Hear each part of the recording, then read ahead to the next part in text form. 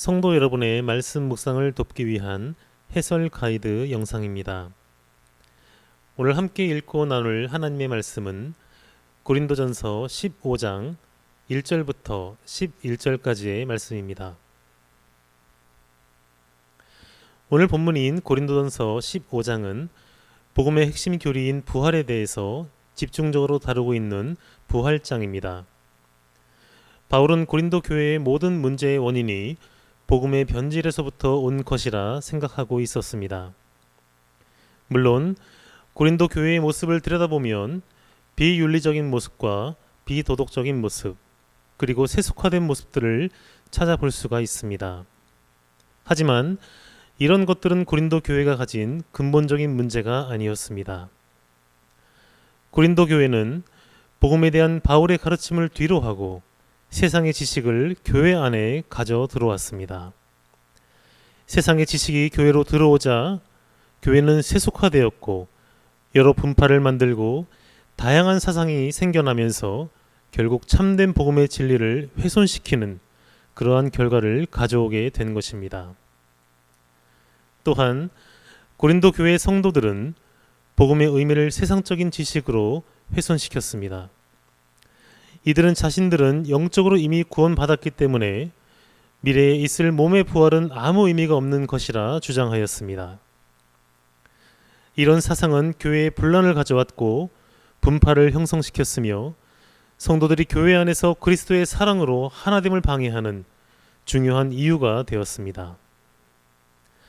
이러한 갈등과 분쟁의 모습은 복음을 온전히 믿는 자들에게서 나올 수 있는 것이 절대로 아닙니다.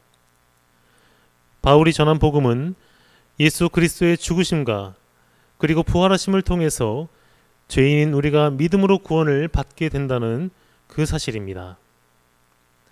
복음을 믿는다는 것은 예수님이 십자가에서 죽으신 뿐만 아니라 3일 만에 부활하셨다는 이 모든 사실들을 진정으로 그리고 마음으로 받아들이고 믿는 것입니다. 복음을 받아들인 성도는 미래의 부활에 대한 소망과 함께 죄를 뒤로하고 성실한 믿음의 삶을 살아가게 됩니다. 그리고 교회의 질서에 순종하여 겸손과 충성으로 그리스도의 몸된 교회의 하나됨을 위해서 열심으로 헌신하게 되는 것이지요. 바울은 고린도 교회 성도들이 복음의 진정한 의미를 다시 깨닫기를 진심으로 원했습니다. 그래서 이들의 부활에 대한 교리를 정리하여서 영적으로 헝클어진 교회와 성도들의 모든 신앙을 바로잡기 위한 권면을 오늘 본문을 통해서 하고 있는 것입니다. 이제 본문을 한번 살펴보겠습니다. 먼저 1절부터 2절까지의 말씀입니다. 여기서 바울은 복음이 흔들리면 기독교가 흔들린다는 것을 알고 있었습니다. 그래서 본문을 시작하자마자 바로 복음을 강조하고 있습니다. 1절을 보면 바울은 지금까지 자신이 전한 것은 오직 복음뿐이며 고린도 교회에게 전한 것도 오직 복음뿐이라는 사실을 상기시키고 있습니다. 또한 복음을 듣고 그리스도를 영접했던 믿음의 뿌리 위에 고린도 교회가 선 것이기 때문에 복음이 무너지면 교회도 무너진다는 사실을 애써 강조하고 있는 것입니다. 그리고 2절을 보면 구원의 조건에 대해서 말하고 있습니다. 구원은 그냥 주어지는 것이 아니라는 것이지요. 오직 복음을 굳게 믿어야 한다는 것입니다. 복음을 굳게 믿는 자는 소망을 갖게 됩니다. 어떠한 소망입니까? 하늘에 대한 소망, 부활과 영생에 대한 소망. 이러한 구원에 대한 소망이 복음을 굳게 믿는 자들에게만 주어진다는 것을 바울은 말씀하고 있습니다. 이제 두 번째로 3절부터 11절까지의 말씀을 살펴보도록 하겠습니다. 바울은 본격적으로 복음의 핵심인 예수 그리스도의 부활에 대해서 설명합니다. 예수님께서 우리를 위해 죽으시고 3일 만에 부활하셨다는 사실을 확증하면서 이 모든 것이 성경대로 이루어졌다라고 말하고 있습니다. 바울은 예수님의 부활에 대한 증거로 성경과 목격자들을 언급합니다. 성경에서는 구약의 예언서를 통해서 모든 것이 예표되어 있었고 그것이 그대로 다 이루어졌다라고 말합니다. 또한 5절에서 8절 말씀을 통해서 12제자들과 500여 명의 형제들 그리고 당시 예수님을 부인했던 바울 자신도 부활의 증인이 되었다라고 고백하고 있습니다. 8절에 보면 만삭되지 못하여 난 자 같은 나, 9절에 사도 중에 가장 작은 자라는 표현은 바울 자신이 예수님의 사랑을 받기엔 너무나 부족했던 자라는 것을 나타내는 자기 고백적인 표현입니다.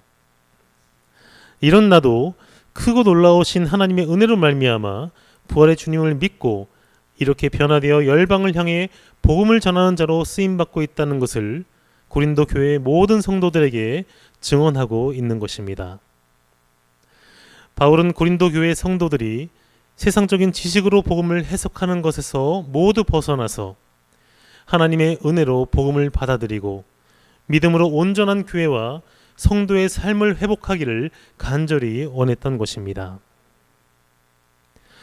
여기까지가 고린도전서 15장 1절에서 11절까지의 말씀의 내용입니다. 그렇다면 오늘 말씀을 통해서 우린 무엇을 결단하고 적용해야겠습니까? 첫째는 내가 복음을 듣고 구원받은 하나님의 자녀된 것과 지금의 모든 삶이 하나님의 은혜 가운데 있음을 인정하고 감사하게 하여 주시옵소서. 둘째는 은혜로 받은 복음을 살아가는 가족이나 이웃에게 전파하기를 결단하시기를 바랍니다. 이러한 결단과 적용을 통해서 하나님의 크신 은혜를 힘입어 겸손과 충성으로 복음 전파에 힘쓰는 모든 성도님들이 되시기를 진심으로 소망합니다. 기도하겠습니다. 사랑과 은혜가 충만하신 하나님, 우리 삶의 모든 것이 하나님의 은혜임을 인정하고 감사하는 우리가 되게 하여 주시옵소서. 그리하여서 거저받은 은혜를 통하여서 이제는 복음을 전파하기 위해서 내 삶을 하나님께 드리기를 결단하는 우리 모두가 될 수 있도록 은혜를 더하여 주시옵소서. 예수님의 이름으로 간절히 기도드리옵나이다. 아멘. 이제 말씀 안에서 주어진 기도 제목으로 각자의 처소에서 기도하신 후에 개인 기도하는 시간을 갖도록 하겠습니다. 우리가 함께 기도할 기도 제목은 첫째로 나의 나됨이 오직 하나님의 은혜였음을 고백하며 주어진 모든 일에 감사하게 하옵소서. 둘째로는 바울과 같이 하나님의 은혜를 입은 존재로서 겸손한 제자의 삶을 살게 하여 주시옵소서. 이 주어진 두 가지 제목으로 간절히 기도하신 후에 개인 기도하는 시간을 갖도록 하겠습니다. 함께 기도합니다.